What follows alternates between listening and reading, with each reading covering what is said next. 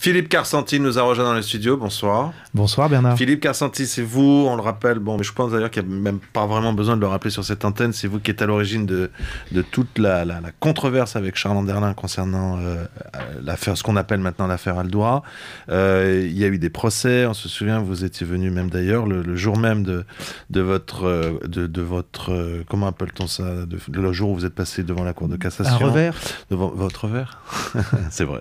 Et on aura des coups droits. Et maintenant, vous allez vers la Cour européenne des droits de l'homme. Alors d'abord, on va à la Cour de cassation. Ouais. Je me suis pourvu en cassation. Donc, pour résumer, j'ai gagné mon premier procès en appel en mai 2008 avec un arrêt extrêmement dévastateur pour France 2 et Charles Anderlin.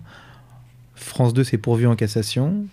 La Cour de cassation a traîné pendant 4 ans pour rendre sa décision, a annulé l'arrêt de la Cour d'appel en disant qu'on n'avait pas le droit de regarder les images à la Cour d'appel en 2008. Donc c'est pour ça que c'est annulé. Je suis retourné en procès en 2008. C'est-à-dire qu'au moment où vous avez dit les choses, vous ne pouviez pas le dire. Ouais, c'est ça. L'idée, alors, c'est ça. Après, vous amenez des preuves en disant « Non, mais regardez, depuis, on sait ça. » Oui, mais depuis, on s'en fout. Vous, au moment où vous avez parlé, vous n'avez pas le droit de le dire. Alors ça, c'est ce que dit... Vous n'étiez pas fondé à attaquer. Alors ça, c'est ce que dit la cour d'appel en 2013, parce que donc, après avoir perdu en cour de cassation, je retourne en cour d'appel, et là, en janvier 2013, et en juin 2013, je suis condamné avec un arrêt qui est assez étonnant, qui dit, ok, peut-être que vous avez raison, peut-être que c'est une mise en scène, mais en 2004, vous n'aviez pas les éléments de preuve suffisants. Ce qui est rigoureusement faux, puisqu'on les avait, et on avait des tonnes. Donc en gros, on m'accuse d'être un petit peu ou bien visionnaire ou voyant, d'avoir anticipé sur ce que j'allais découvrir comme preuve plus tard. Bon, c'est du droit après. La Cour de cassation, elle est très rigide parce qu'elle dit des choses par rapport au droit. Après, c'est pour ça qu'on y retourne. Elle statue pas sur le fond. Alors, après avoir perdu maintenant en cour d'appel, on retourne en cour de cassation. C'est vraiment un jeu. Et si la Cour de cassation ne nous donne pas raison, nous irons à la Cour européenne des droits de l'homme, puisque nous savons que nous avons raison.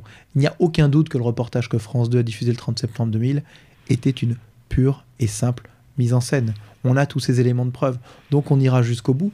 Mais le combat judiciaire n'est qu'une partie du combat, c'était aussi un combat politique pour faire comprendre, et je dirais pour, entre guillemets, évangéliser la planète sur ce message de vérité. Mais j'ai l'impression, moi, un peu que tout ce côté sulfureux de cette histoire est un peu derrière nous. Qu'est-ce que vous en pensez? On a l'impression que oui, parce que grâce au rapport israélien, vous savez, pendant des années, j'ai été considéré comme quelqu'un d'un petit peu solitaire, notamment parce que je n'avais pas le soutien du gouvernement israélien. Depuis mai 2013, le gouvernement israélien a émis un rapport qu'on appelle le rapport Cooper-Vasseur, qui me soutient sur tous les points, sur le fait que c'est une mise en scène. Donc maintenant que j'ai le soutien israélien, c'est vrai que c'est beaucoup plus accepté, je dirais, dans certains milieux, le fait que j'ai raison. Mais pour autant, la France continue à défendre, enfin l'État français, France Télévisions, continue à défendre cette mise en scène aux conséquences catastrophiques. N'oublions pas quand même que quand vous allez à Bamako, la place principale, c'est la place de l'enfant martyr de Palestine, avec un immense mausolée. N'oublions pas que quand Mohamed Merah tue des enfants juifs à Toulouse en 2012, avant d'être abattu par la police, il dit qu'il a fait ça pour venger les petits-enfants palestiniens tués à Gaza.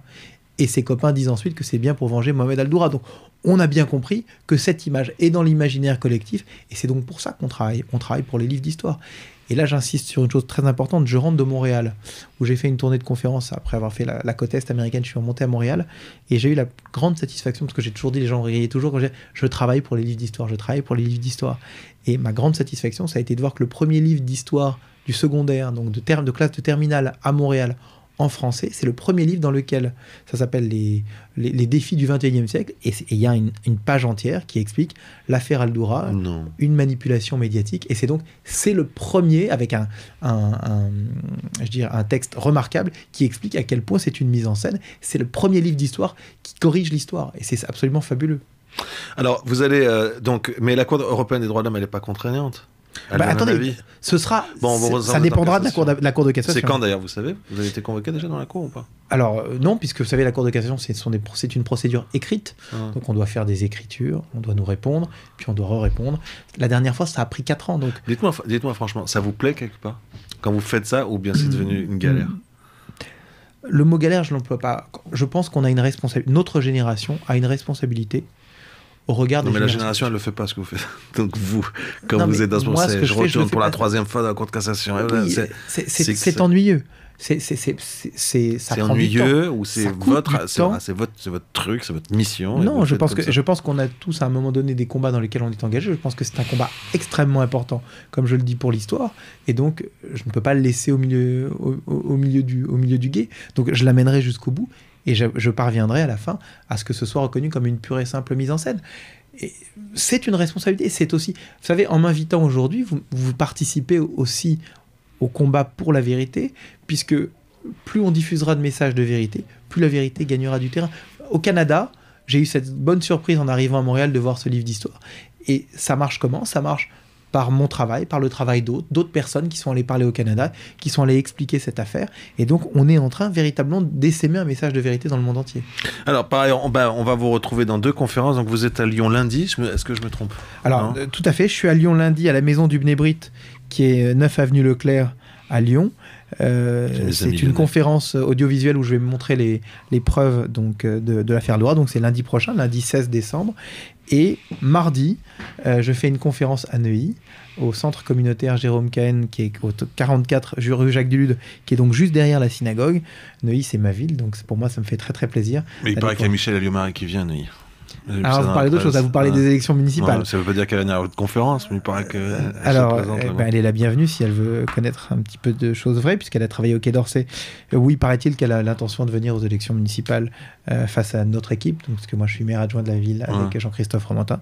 Donc vous trouvez que c'est une mauvaise idée si c'est face à votre équipe? Je pense que, vous savez, la démocratie, moi je suis pour la démocratie. On ne va pas mélanger, je sais pas, je vous ai balancé. Mais si, voilà, vous me posez la question. Mais si elle veut venir, elle est la bienvenue et il y aura un débat démocratique. Je crois que c'est important. Mais vous savez, pour revenir juste sur le sujet sur lequel je m'avais invité, qui était donc Al-Doura, parce que la politique c'est encore autre chose. L'avantage aussi, c'est qu'aux États-Unis, après le Canada, il y a beaucoup de soutien. Le Middle East Forum de Daniel Pipes a choisi de payer la condamnation de France 2 à ma place. Ah ouais? Oui, ils ont payé les... c'est beaucoup, c'était 8 000, je crois. 10 000 et 2 euros. Et là, j'ai eu la bonne nouvelle du The Lawfare Project, qui est un autre think tank américain, qui a décidé de payer pour moi les futurs coûts, les futures dépenses de la Cour de cassation. Donc ce que je veux dire, c'est que, en fin de compte, vous me dites c'est formidable, parce que maintenant, ces frais de justice sont payés par des groupes américains, c'est très intéressant, mais c'est pas seulement ça. Ça veut dire que des forces aux États-Unis, comme des forces au Canada, vont réussir et parvenir à nous aider à gagner ce combat. Donc, on n'est plus seul. Eh bien, Philippe Carsanti, je vous remercie d'avoir été mon invité, d'être passé par ce studio. Bonsoir à vous. Et on se retrouve dans un instant pour l'information en continu.